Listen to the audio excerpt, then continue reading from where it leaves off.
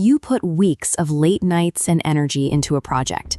But right now, you are sitting in a conference room listening to a coworker present your exact ideas to management, using the word "we" or outright claiming the work as their own. Your instincts give you two failing options. If you snap and interrupt to claim the credit, you look defensive, emotional, and difficult to manage.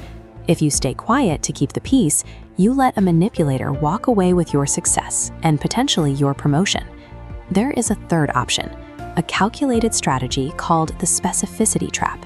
It allows you to expose the lie and immediately reclaim your power, all while sounding perfectly professional. Before you can spring this trap, you need two things to be true. First, you must have absolute technical mastery over the microscopic details of the project. Second, you must have total, unbreakable control over your emotional state. Being great at your job is only half the equation. To survive in a corporate environment, you have to master the power dynamics required to protect your work from those who try to take it. Step 1 begins the exact split second the theft happens. Your heart rate will spike. You must immediately suppress any physical reaction of shock or anger. Lock your facial expression into something entirely calm and highly professional. Instead of looking visibly annoyed, you want to project a look of mild intellectual curiosity. You will know you have control when you physically feel the tension release from your jaw. The common instinct here is to interject and loudly announce that you did the work. Do not do this. A defensive reaction immediately shifts leadership's perception of you. You stop looking like a competent professional and start looking like a volatile liability, which plays right into the manipulator's hands. Once your emotions are neutralized, you move to step 2, the target lock. Physically pivot your torso away from the front of the room and square your shoulders directly toward the credit stealer. Lock your eyes completely on them. Hold an intense, unbroken gaze. Do not look at the boss during this movement. Your attention must be entirely isolated on the person speaking. This physical shift silently directs the psychological focal point of the entire room. Everyone else will follow your cue and look right at the manipulator. Credit stealers rely on your predictable outrage to make themselves look reasonable. By denying them that emotional outburst and establishing this precise microcontrol, you instantly put them on the defensive. Step 3 is the trap itself. You will deliver it in a smooth, confident voice. You cannot use a single drop of sarcasm or aggression. This visual shows the precise linguistic formula you will use. Start with a brief, polite compliment on their summary, then immediately transition into a request for a highly complex micro detail. You say something like, "That is a great summary, David. Since you brought it up, could you walk the team through the specific formula you used to solve the data discrepancy in phase 2?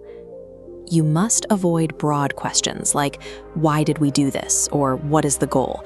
Ambiguity gives a thief enough room to string together buzzwords and fake a plausible answer. Manipulators only have surface-level knowledge of the project because they skipped the actual work. Extreme, uncompromising specificity creates a wall they simply cannot climb. Step 4 is the silence. The moment the question leaves your mouth, slowly lean back into your chair. Keep your eyes locked on theirs and say absolutely nothing else. You are going to watch them process the trap. Their eyes will dart around the room. They will stutter.